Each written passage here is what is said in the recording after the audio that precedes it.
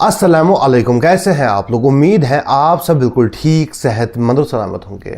तो आज मेरी तबीयत जो है वो उतनी ठीक नहीं है, और अगर बोलने में कोई गलती हो जाए तो उसे नज़रअंदाज कर दीजिएगा। और कुछ लोग कहेंगे कि दादा साहब वाली घोड़ी वाला जो मंत्र है वो इस्तेमाल नहीं किया, तो वो मंत्र जो है वो अतारियों के लिए ही ठीक है।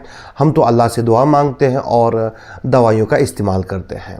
खैर, तो आज हम फिर से देखने वाले हैं हमारे मीठे मीठे प्यारे प्यारे हरे भरे लाल पीले रंग बिरंगे और रंगीले हलवा खोरों की कुछ अजीबो गरीब वीडियोस। लेकिन हलवा खोरों पर जाने से पहले एक शिया हजरत हैं, पहले हम उनकी एक वीडियो देख लेते हैं।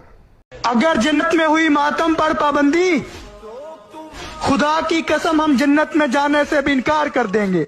पहली बात तो यह है कि तुम्हें कैसे मालूम कि तुम जन्नत में जाओगे। देखो, जन्नत में जाने के लिए वैसे आमाल करने पड़ते हैं, ठीक है। उसके बाद अगर अल्लाह ने रहम किया तो जन्नत में जा सकते हैं। देखो, इंसान के लिए मरने के बाद दो ही जगह है, जन्नत या फिर जहन्नुम। और जन्नत जो है वो खुशी वाली जगह है, वहाँ पर खुशी होगी, दुख नहीं होगा वहाँ पर। और मातम जो है वो दुख में किया जाता है, खुशी में तो नहीं किया जाता। मैंने कभी किसी को मतलब खुशी में मातम करते तो देखा नहीं है, और शिया हजरात भी दुख में ही मातम करते हैं। तो वहाँ पर ये जो मातम वगैरह है ये थोड़ा मुश्किल ही लग रहा है। लेकिन हाँ, जहन्नुम में मातम जो है वहाँ कर सकते हो, क्योंकि जहन्नुम जो है दुख वाली जगह है, तो तुम वहाँ जा सकते हो, वहाँ पर खूब मातम कर सकते हो। और वहाँ पर तो आग भी होगी, उस पर तुम आग वाला जो मातम होता है, जो आग पे चलते हो, वो खूब कर सकते हो। और वहाँ पर फरिश्ते भी दस्तयाब होंगे। अगर तुम थक गए मातम करते करते तो वो तुम्हारी मदद कर देंगे। खैर, तुमने एक बार भी सोचा ये बोलने से पहले, मतलब इसे बोलना नहीं कहेंगे, इसे बकवास करना कहेंगे, ये बकवास करने से पहले तुमने एक बार भी सोचा कि तुमने क्या कहा है। तुम अहले बैत से मोहब्बत के दावेदार हो, लेकिन वहाँ जाने से इनकार कर रहे हो अगर मातम पे पाबंदी हुई जहाँ पर अहले बैत होंगे। मतलब ये कैसी बात है, इसमें कौन सा लॉजिक है। जब फैसला हो जाएगा और इमाम हुसैन रज़ियल्लाहु अन्हु जो हैं वो जन्नत में जाएंगे, तो फिर तुम वहाँ जा सकते हो, आराम से रह सकते हो। फिर मातम क्यों करना है। मतलब उस जन्नत में जाने से इनकार कर रहे हो जहाँ अहले बैत होंगे, इमाम हुसैन रज़ियल्लाहु अन्हु होंगे। मतलब इसमें क्या लॉजिक है, इसमें कौन सी बात है। मतलब ये क्या बात हुई यार, इसकी कोई सेंस नहीं बनती। लेकिन क्या कर सकते हैं, ये सेंसलेस इंसान जो है इस तरह की अजीबोगरीब बातें कर रहा है। खैर, अब इसको छोड़ देते हैं साइड में, क्योंकि ये वैसे भी साइड में छोड़ने लायक ही है। तो अब आते हैं हमारे मीठे मीठे प्यारे प्यारे हरे भरे लाल पीले रंग बिरंगे और रंगीले हलवा खोरों की तरफ। वैसे बात करने लायक तो ये लोग भी नहीं हैं, लेकिन अब कर ही लेते हैं। तो देख लेते हैं ये वाली वीडियो। हबीबे किबरिया आले मुहम्मद ज़ात शाइए मुईने चिश्तिए मुज़री जहां मसऊद आलम अलाउद्दीन निज़ामुद्दीन महबूब इलाही बगैर दावी बला उफ्तादा कश्ती ज़ैनिफा शकिस्तारा तो कुश्ती बाकी ख्वाजाई उस्मानी आमोनी मदरकुन या मुईनुद्दीन चिश्ती। देखो, बाकी बातें जो हैं वो बाद में करेंगे कि ये बिद्दत है, ये सही नहीं है, वो अलग बात है। लेकिन पहले मुझे ये बताओ कि ये जो तुम भोंपू वाली आवाज़ निकाल रहे हो, क्यों निकाल रहे हो। ये जो ऐसा लगता है कि तुम्हारे गले में किसी ने बांसुरी डाल दी हो, ऐसी आवाज़ क्यों निकाल रहे हो। मतलब ये बेसुरी आवाज़ निकालने की ज़रूरत क्या है, ऐसा क्यों कर रहे हो। मतलब अजीब दोगलापन है कि भाई अगर हिंदू जो है अपनी मूर्ति के सामने चिराग जलाए तो वो काफिर है, और ये बंदा जो है अपनी पड़ी मूर्ति, मेरा मतलब वो कब्र के सामने चिराग जलाए तो ये मुसलमान है। हिंदू हजरात आरती उतारे तो वो काफिर है, लेकिन ये हजरात जो है आरती उतारे तो ये मुसलमान है। मतलब अजीब दोगलापन है। इन्हीं के लिए कहा गया था कि ये मुसलमान है जिन्हें देखकर शर्माए यहूद। खैर, अब चलते हैं अगली वीडियो की तरफ। खड़े होकर शलवार नहीं पहननी चाहिए, घर में एक स्टूल रखें, नहाने के बाद स्टूल पर बैठकर शलवार पहने। जिस घर में खड़े होकर घर वाले शलवार पहनते हैं और कंघी करते हैं उन पर कर्जा पड़ता है। तुम्हें गले में फांसी का फंदा नहीं पहनना है, बल्कि शलवार पहननी है।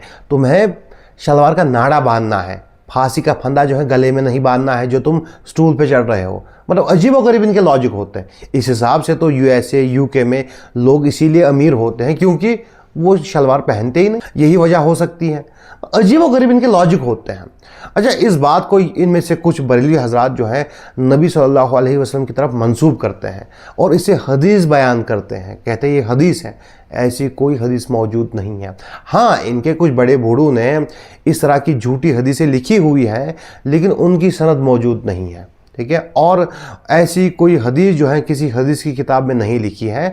इन लोगों ने खुद अपनी मनगढ़ंत हदीसें बनाई हुई है। और अगर किसी अत्तारी, किसी बरेलवी को लगता है, किसी नक्शबंदी को लगता है कि ये सही है तो एक काम कीजिए, आप मुझे हदीस ला के दे और उसमें सनद भी होनी चाहिए और वो सही भी होनी चाहिए। मैं यहाँ पे आपसे माफ़ी मांगूंगा। और अगर ऐसी हदीस आपको नहीं मिलती तो फिर इसका क्या करें? इसको आप आलिम कहते हैं और ये झूठी अजीबोगरीब बातें फिर क्यों बयान कर रहा है इस्लाम के नाम पर, दीन के नाम पर। और ऐसी बातें जिनको सुनकर हंसी आती हैं और ऐसी बातें जब एथीस्ट और नॉन मुस्लिम सुनते हैं फिर वो इस्लाम का मजाक उड़ाते हैं, मुसलमानों का मजाक उड़ाते हैं। और यही लोग जो है मुसलमानों का मजाक उड़वाते हैं और यही लोग जो है असली गुनहगार हैं। क्या ही कर सकते हैं।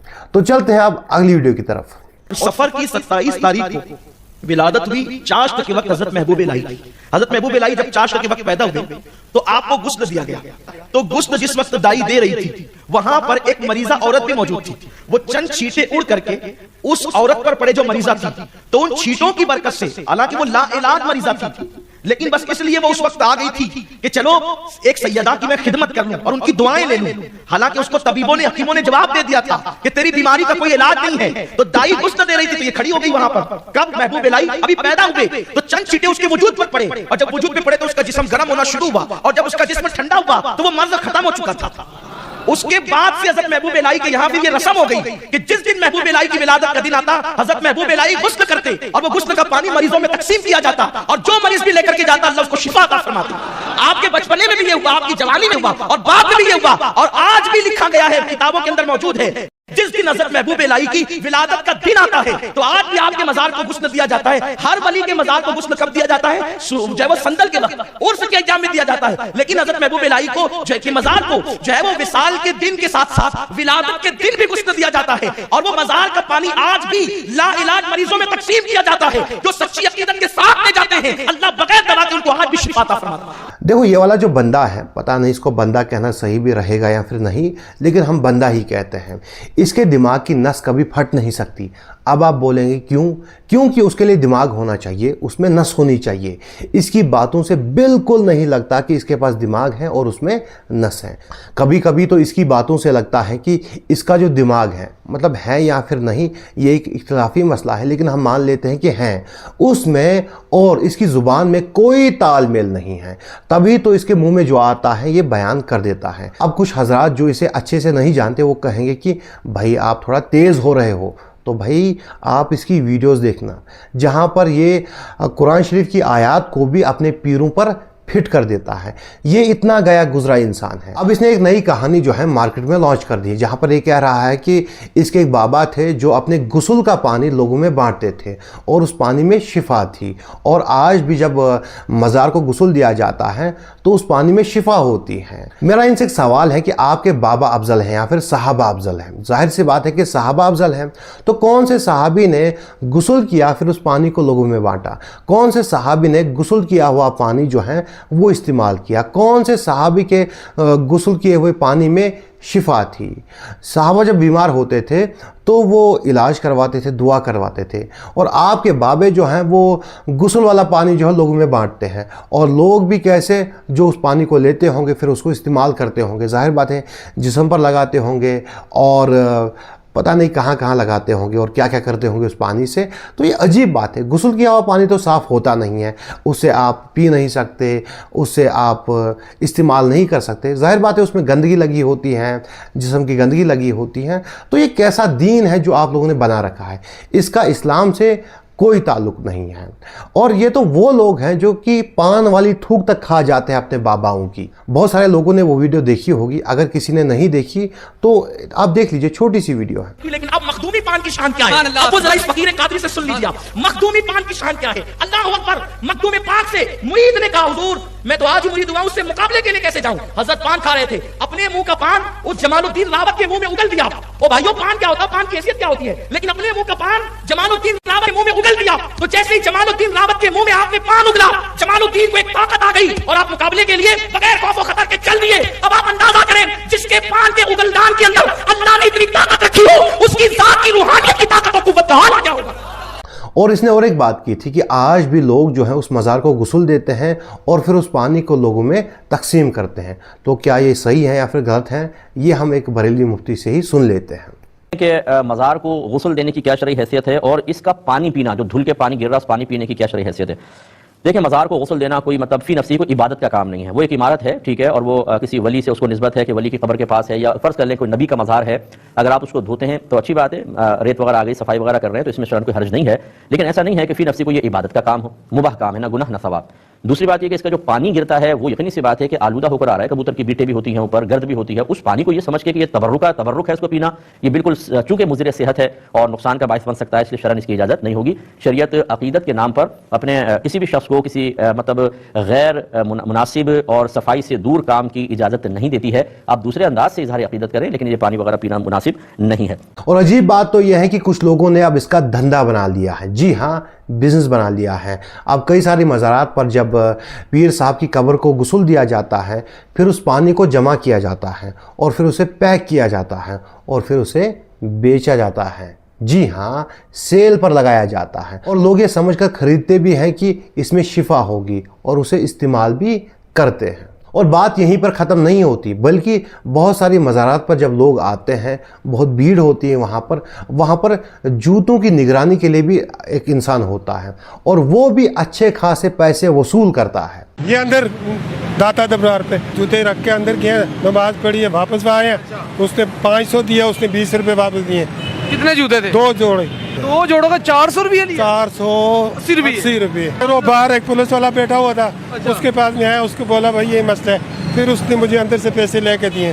दुख की बात तो यह है कि कुछ मज़ारात पर ये जो लोग जूतों की निगरानी करते हैं, अगर इनके पास जूते ना दे तो जूते चोरी हो जाते हैं, और अगर इनके पास जूते दे तो ये लोग अच्छी खासी रकम जो है वसूल करते हैं। बेचारे मुरीदों का ढोल बन चुका है जो कि दोनों तरफ से बजाए जा रहा है। जिंदा पीर के पास जाए तो वो लूटते हैं और मज़ारात पर जाए तो वहाँ भी लूटे ही जा रहे हैं। खैर, क्या ही कर सकते हैं, क्योंकि अंधभक्तों का इलाज हो सकता है, अंधभक्ति का कोई इलाज नहीं है। खैर, आज की जो वीडियो थी वो यहीं तक थी। इंशाअल्लाह अल्लाह ने चाहा तो मिलते हैं अगली वीडियो में। अस्सलामु अलैकुम।